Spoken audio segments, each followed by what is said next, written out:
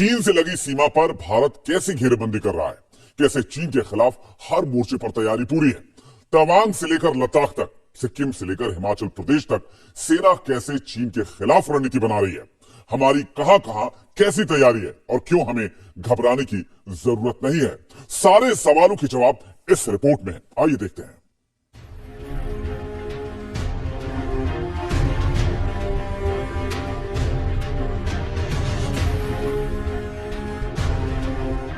लद्दाख से लेकर तवांग तक 5 साल में सेना ने चीन की ऐसी घेराबंदी की है जिससे चीन बौखलाया हुआ है।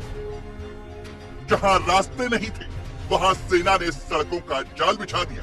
अब बॉर्डर तक सीधे सड़क मार्ग से सेना का मूवमेंट संभव है।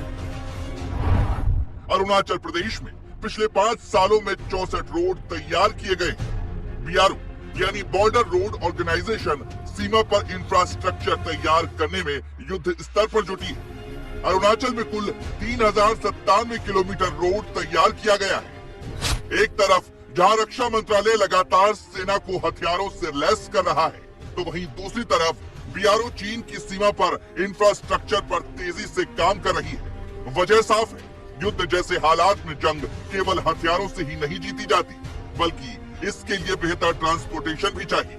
सेना को हथियार और रसद पहुंचाने के लिए बॉर्डर तक बेहतर कनेक्टिविटी भी होनी चाहिए। इस मिशन पर बीआरओ दिन रात लगा है। अरुणाचल प्रदेश में सड़कों के जाल के साथ साथ टनल का भी निर्माण किया जा रहा है।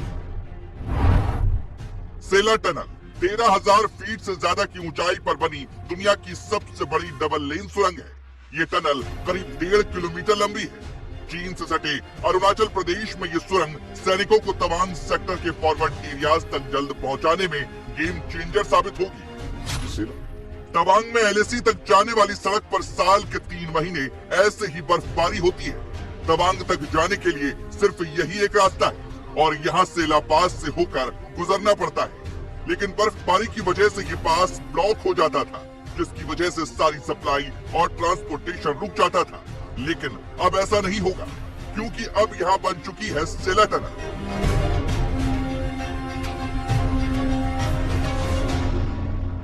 मतलब साफ है कि अब ट्रांसपोर्टेशन ऑल वेदर संभव होगा।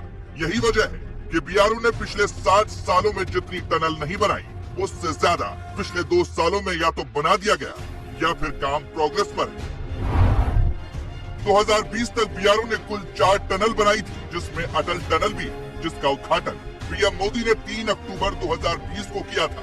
इसके बाद से यानी पिछले 2 साल में बॉर्डर रोड ऑर्गेनाइजेशन ने 8 टनल पर काम कंप्लीट कर लिया है या फिर काम प्रोग्रेस पर है।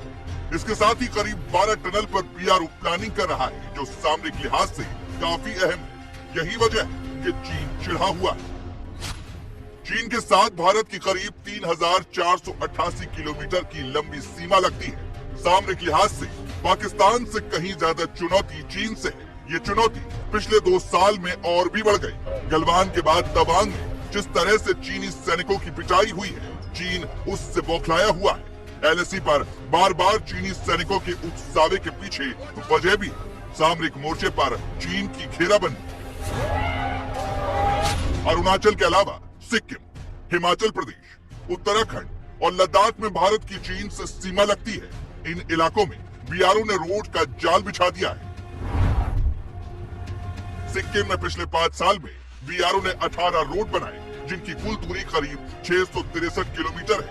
वहीं उत्तराखंड में 22 रोड का निर्माण किया, जिनकी दूरी करीब 947 किलोमीटर है। हिमाचल प्रदेश में कुल 8 रोड बनाए, दूरी 739 किलोमीटर है, जबकि सबसे ज्यादा रोड लद्दाख में बनाए हैं, जिनकी दूरी 3140 किलोमीटर है। चीन की घेराबंदी का काम हर मोर्चे पर जारी है। सड़क से लेकर टनल, राफेल से लेकर S-400 जैसा मिसाइल डिफेंस सिस्टम। वजह साफ है, भारत चीन की विस्तारवादी नीति के लिए सबसे बड़ा रोड़ा बन रहा है, फिर चाहे वो समंदरी सीमा हो या फिर एलएसी का तवांग। चीन लगातार तनाव बढ़ा रहा है, तो उसकी कुटाई भी मरम्मत से हो रही है। चाहे गलवान हो तो तवांग, हमारी सेना ने जिस शौर्य और पराक्रम का परिचय दिया है,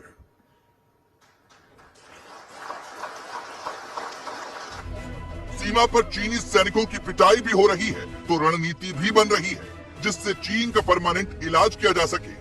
यही वजह है कि अब टेंट और तंबू के बजाय भारतीय सेना इंडियन बॉर्डर पर परमानेंट इंफ्रास्ट्रक्चर बना रही है।